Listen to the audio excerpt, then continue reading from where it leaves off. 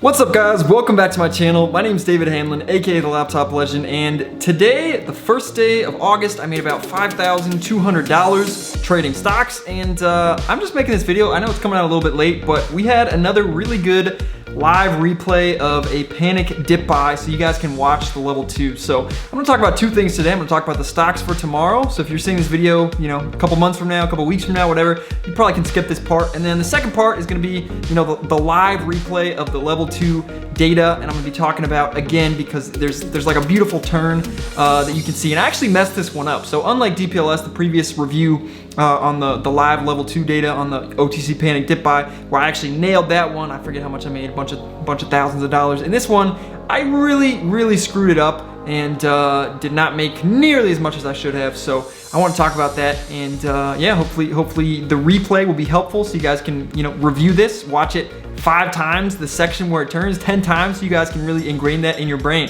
I've already rewatched that data, I mean that recording a bunch of times, and I really think the more repetitions you get in, the better you'll be able to identify the turn in the level 2, and then get a better entry and make more money. So that's kind of the point of this channel, and you know, that's why I make these videos. So shout out to Tran in the Discord for giving me this footage, because again, I didn't record it myself, so this is his footage, and without him, we would not have it. So big thank you to Tran, and yeah, let's dive in. All right, guys, so I'm here at my laptop, and this is the chart for NSAV today, and this is the panic dip buy that we had today. Now, this was actually a really easy short. I mean, I just love this pattern where you get a chart that's super overextended, and then it pretty much just like stalls out and then starts fading off and starts breaking support. Broke this support, broke this support, broke this support, broke this. It's, you know, it's like a pretty obvious short, and this is the exact same pattern that I made a bunch on DPLS shorting. But unfortunately, there were no shares to short of this stock, so I would have shorted about 60,000 shares, and definitely left like, I don't know, at least 2,500 bucks on the table just on this dump. That's not even on this fade here or this dump. So I mean, I probably left like 4,000 on the table because I couldn't short it today. So that's a little bit annoying, but this stock is still heavily on watch, guys. It did have a nice rebound. You know, it did have a nice rebound. It ended up bouncing, you know, all the way from like 10 cents, 10.15, I believe was. I'm not sure if it printed that. That was the bid. 10.16 was the ask. And it bounced all the way from there up to 13.4, and ended up closing the day, you know, at 11.84. So you know, it is farther away from the top than the bottom, but you know, as long as this support keeps holding, potentially it could go for a secondary run, because I think there's still the hype of you know, whatever they're planning on doing. It did release some news this morning, so that's part of why, you know, it kind of ran like right at the open. Unfortunately, it was like stalling out here, so I think I bought right at the open, but then ended up selling and missing this entire rip, and then from there it just kind of was grindy and went on grinding up. So that was kind of unfortunate as well. I played this one pretty much as poorly as you possibly could, but yeah, I think they had a PR at like maybe 9 a.m. or something, which helped push this up. But I think there's still some hype going into that. And again, you know, if I go to DPLS just as kind of a similar stock to watch, you know, when you have a nice breakout and you have a huge panic day like this, it wasn't even this crazy of a panic on NSAV. You know, you get the potential chance that if it like grinds up and consolidates, that it can break out and go for it again. So like, I just love looking at history because you know what has the potential to happen again. So over the next few days, I'm gonna be watching NSAV very carefully to see if it can start to, you know, look like that at all on the daily chart. So I mean, if it grinds up and starts going higher, I think it has the potential to break out and, you know, go even farther. Potentially, you know, it just fades off, has some more panics or just some choppy fades. So I'll be watching for that as well. But I would love some more panic dip buys on this thing, because, you know, this was a really nice bounce, guys. This was a really nice bounce, and you know, if we can break, you know, some more of these supports, maybe break this 10 area, go into a nice panic, maybe down to, I don't know, like 7 would be epic if it could do that. You know, panic from 10 to 7 or 10 to 8, wherever it wants to go, man. Maybe 8.5, 8.4, 8.3. I would look to dip buy it. And you know, after watching the level 2 today, I think I will be more prepared than I was for this one. Now, this had a very quick bounce, and you'll see that when I go into the recording. But it was a little frustrating on that, because, you know, if you missed it, you felt like you were chasing because it wicked so incredibly hard. You know, it wicked almost a cent a share. before you could really get the chance to get. So you had like maybe like 5 seconds to place an order, maybe less than that. And if you didn't already have your order typed or whatever, like you weren't going to get filled. And it's a little bit frustrating. But you know, this is a pretty big one on the watch list. That was my best ticker on the day, even though I messed up this dip buy so poorly. Let's see what else we have. So we have ENZC, guys. This is one that you know, it's right near that daily support level. I guess if you see this support right here, but then it also has this horizontal support line kind of right at 15, and it just bounced nicely off that and had a first green day. So if it can break out over these resistance levels, you know, over 21, 23, potentially test here, potentially get going again, man. It could be cool. There's a lot of hype behind this stock. I normally don't buy into hype, and I'm not buying into hype on this one, but I think there's a chance that it can make a nice secondary run if it can get some volume. So I'll definitely be looking for that. But, you know, the main thing I did on this one was just catching these breakouts when they happen. I don't even think I caught this first one, but I think I caught this second one with some pretty big size, and, you know, just sell into these rips. And that's what I'll be looking to do tomorrow. There are shares to short on this, so if it gets too overextended or looks weak, you know, I'll take it on the short side. There's that one. WSRC, guys, this is one that they were talking about.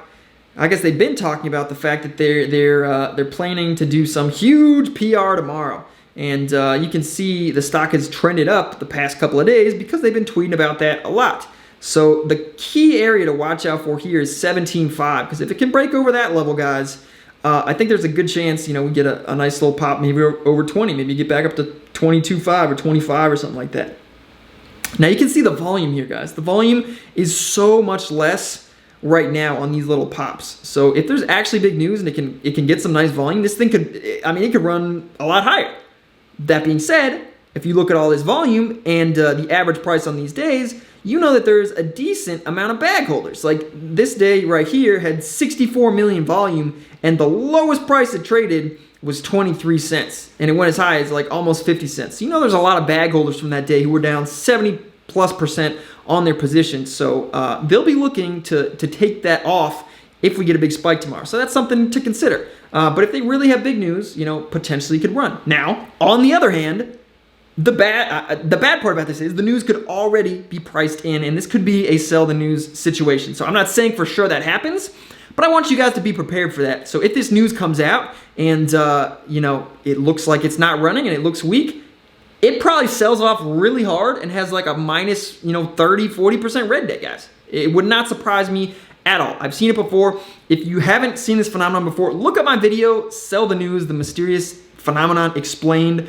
I talk about some examples where this happens. So if everyone knows that there's news coming and the price trends up before the news comes out, when the news actually comes out, there's a decent chance that it just sells off because everyone expects the price to go up when news comes out, but everyone who expected the price to go up when news comes out already bought the stock, and that's what pushed the price up already. So just be prepared for that. I'm not saying for sure it happens, but you know, you gotta have it on your radar in case it does, so you don't get stuck holding the bag down 40%, you know, in an hour or two. So just be careful of that, guys. Definitely high on the radar.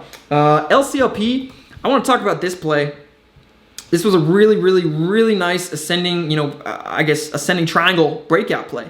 And you know, if you look at the 5-day, 5-minute, this thing has literally just been downtrending like none other, man. I mean, just ever since it ripped off the cancellation of the reverse split, it's just been downtrending from there. At the end of yesterday, well, I guess not yesterday, at the end of Friday, it did pop up. And this morning, it was a little choppy, a little bit of consolidation, but you can see it spiked up, rejected, spiked up, rejected. Every single time it was rejecting at 2.5. So this last time when it was grinding up, I was calling this out in the Discord right about here. Well, I guess I was calling it out right here, you know, at 2.3 or something like that, saying if this breaks that area, and you guys can see, you know, it's a beautiful triangle. You have the flat top resistance, and you have the increasing support line. As soon as it breaks that, also, the fact that it's 2.5, you know, a quarter, that's like a quarter of 10, that's, you know, a very psychologically significant number, 25.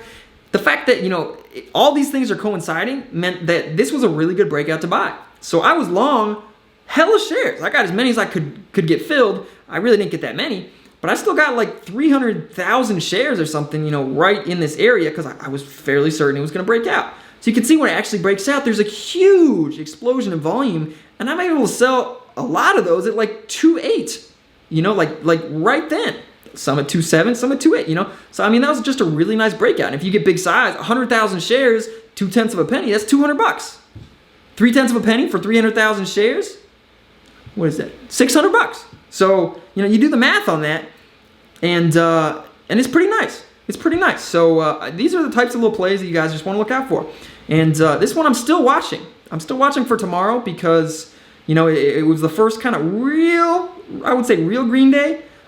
So potentially continues. If we get more upside, if we break out past this, I'm going to look to long it.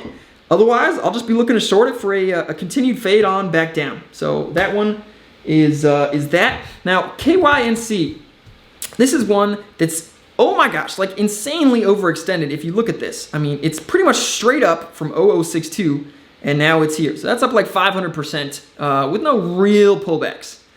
Could this put in another fat candle? Also, it was a nice breakout of this area today, you know, that 211 area. And it makes sense that it kind of grinded up all day. We've been seeing a lot of charts that look like this, where there's no like huge straight up rip, but I mean, it's pretty much just like grinding straight up. So I'm going to look to be more patient if we can get more of these breakouts because they're working pretty well in this market, honestly. So I'll be watching that. Let's see. Yeah, so I mean, this one, guys, I don't know what it does. I really don't. You know, it could have another huge green day tomorrow, or it could have a huge panic. Potentially, this could be a good one for a panic dip buy. I'll also be looking to short this because there are shares to short, even though it's pretty cheap, only 3 cents. But this is one to keep on your radar. And then MJWL, this was the last one that I made a lot of money on today. And this one, they put out a tweet pretty much right, I want to say like right here. Yeah, right where this spike in volume came. You can see right here. And they basically said, I think there's news coming tomorrow. So same thing with WSRC, you know, news coming tomorrow. Big deal. Okay, so I bought like, I think 100,000 shares right here. And we had a nice immediate spike on that, man. And I definitely underestimated some of this. But, you know, I think I may have tried to short here, didn't get filled. Then I re-longed here. I shorted here. I was longing and shorting and long, like all up in here. It was just great, man. Lots of great volatility. Or maybe that came out here. Yeah, okay, my bad, guys. My bad. I'm confused on the chart. Yeah, so the tweet came out. The tweet came out here. It didn't come out here. It came out here. It had nice consolidation, went on another rip. That's when I relonged it. Yeah. So, I mean, I did do a lot of shorting and covering in here. But I originally longed it in here. And you can see, I think, right on that spike right there is where the tweet came out. So, you know, this is one that if they actually have news tomorrow, it could potentially run. And, you know, if it breaks out over these levels, it could be a really nice breakout. So I'm going to be looking to probably buy that breaking news if it wants to start running. And, you know, I'll cut my losses quickly if it doesn't.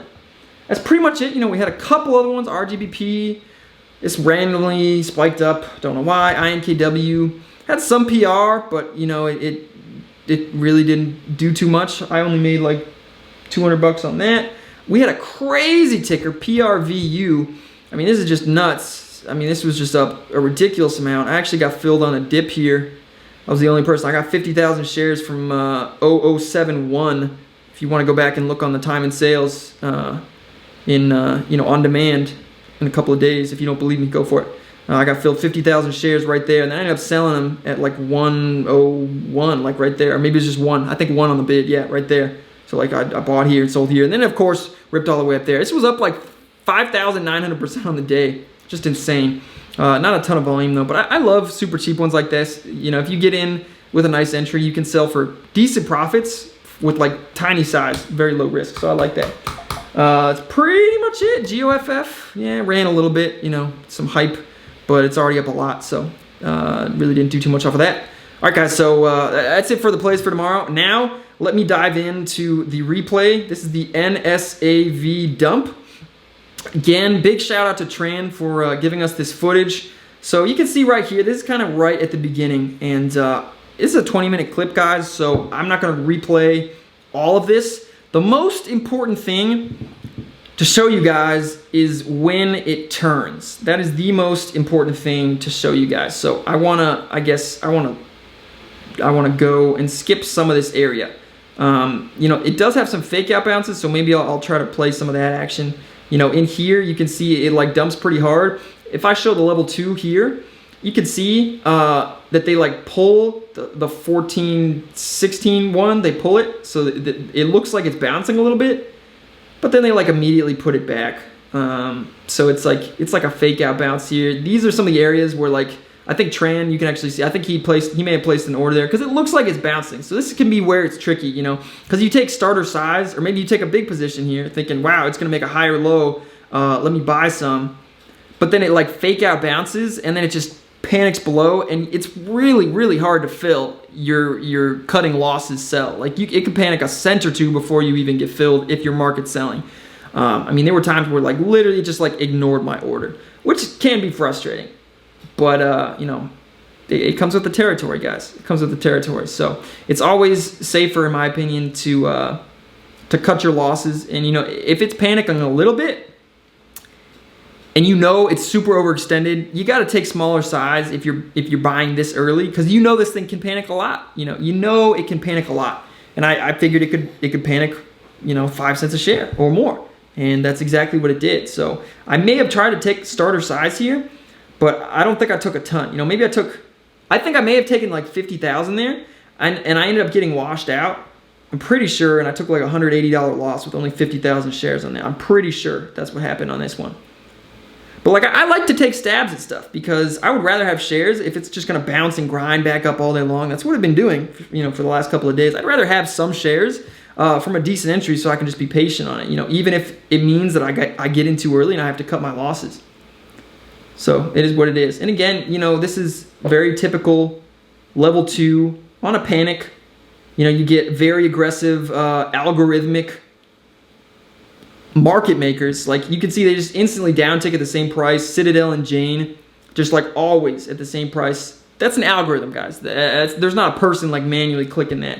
But they are part of what causes this huge sell-off. So you can see it looks like it's trying to bounce there, and it does a little bit. So this is like another fake out. It's another annoying fake out. So like you could have bought here. Maybe you bought it at 13.8 or something. I think Tran may have placed an order because, you know, kind of looks like it's bouncing. And I may have placed an order as well. But the thing is, like, it broke a lot of support there, which is something you may not consider. And you never know. I guess that's the main frustrating part.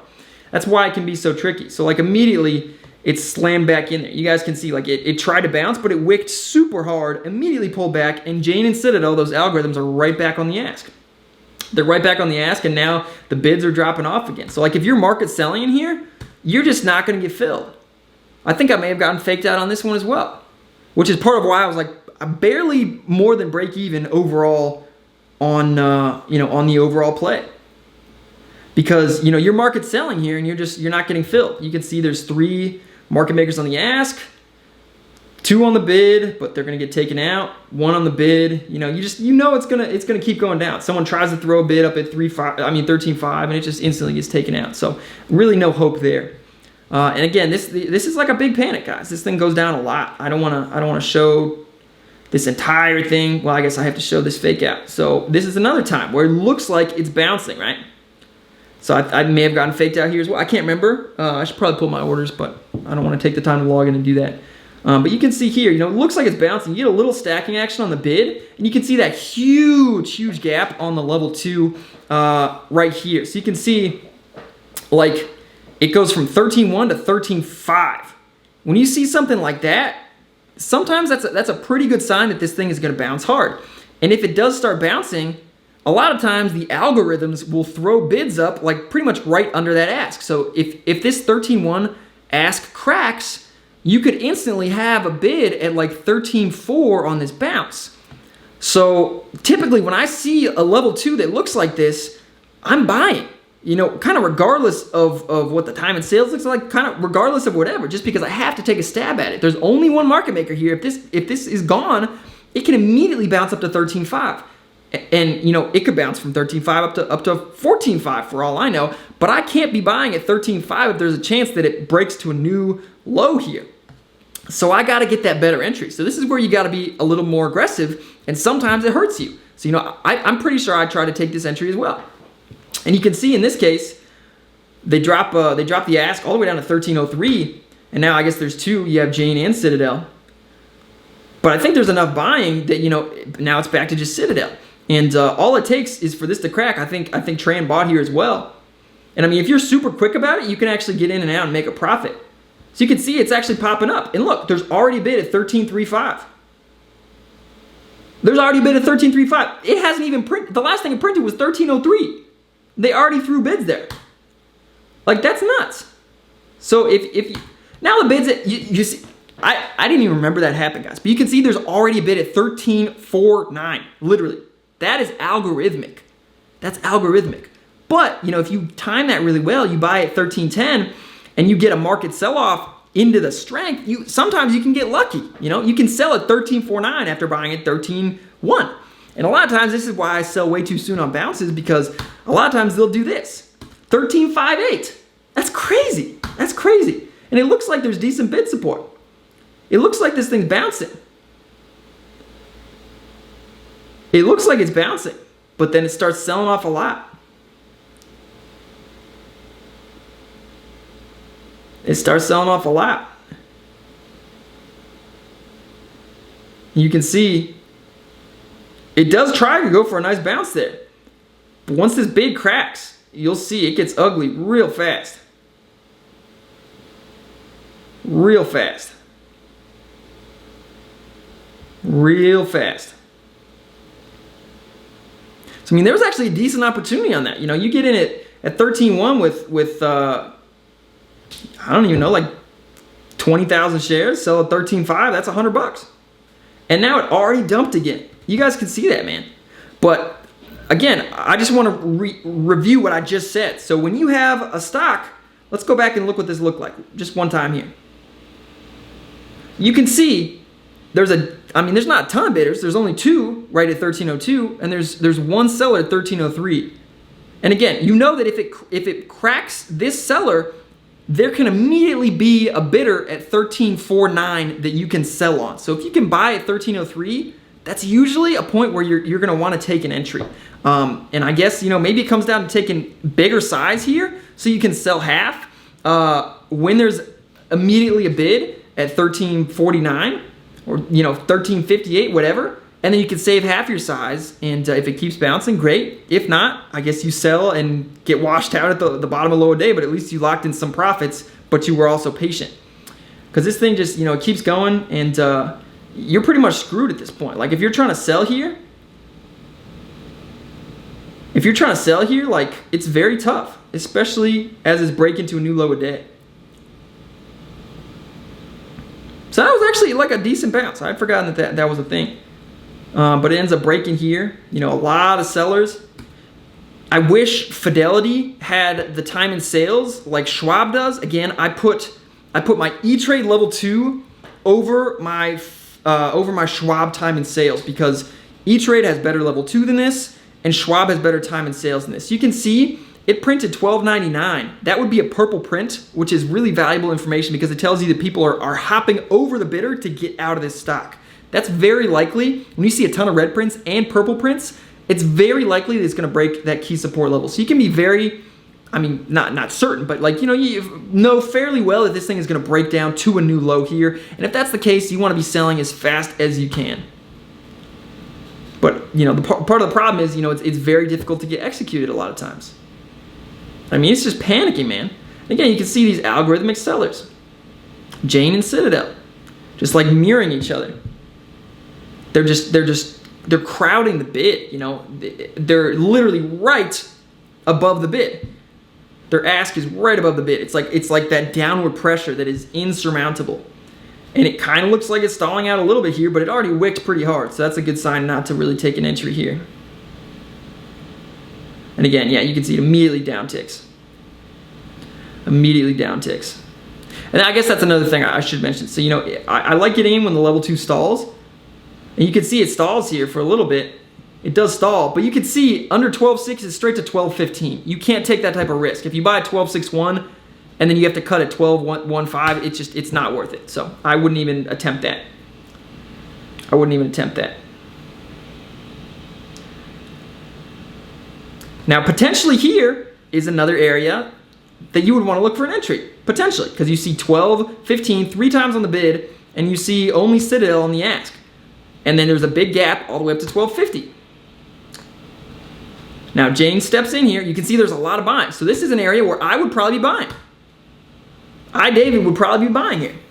And you could see immediately it upticks, and the bid does follow. Immediately there's a bid at 12.4. So like, I've forgotten that it bounced there, but you know, it happens.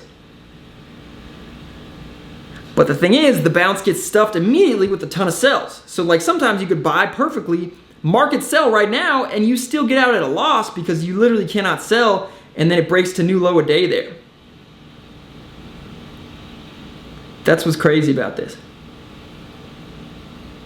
That's what's crazy about this. So this does end up going a lot lower. There are some more fake outs. The video's getting kind of long, so I got to skip to the good part right now. So I guess let me go right here. All right, so we're getting towards the bottom here. You can see, you know, 3 market makers on the ask, down ticking, straight red prints, nothing but red prints. A little bit of buying here, but like nothing serious. Still way bigger sellers. But I'm watching this, you know, I'm watching this. I'm watching the $10, or not $10, 10-cent key psychological mark. See if it'll try to bounce here. 10.15, 10.16. We got 3 bids that came in here, and it's stalling out. That's another really good sign that you should attempt an entry.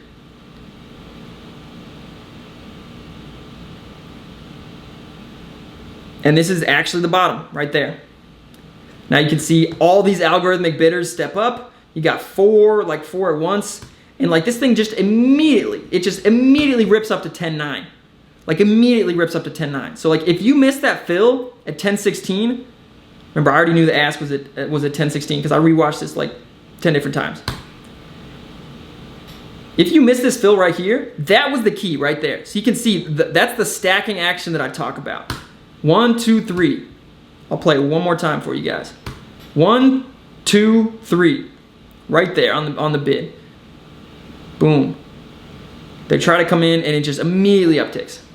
And you can see, look at that. I mean, it's just insanely strong. But if you're trying to buy at this point, it's too late. You're not getting shares. You're just not getting shares at all. There's no way. You're not getting shares. If you try to buy right here, you will not get filled. If you buy market, you'll get filled at 11. You'll get filled at 11. It goes too quickly.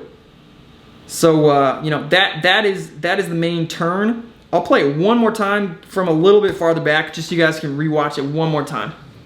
So again, 3 market makers on the ask there, down ticking, still a ton of selling. I just want to make this really useful for you guys so you can come back and watch it later. Again, if you need to put me on mute just so you can watch the price action, go for it, man. If you want to watch this turn. Play this 10 times over. Play it in slow-mo, whatever you need to do. Again, watch very carefully.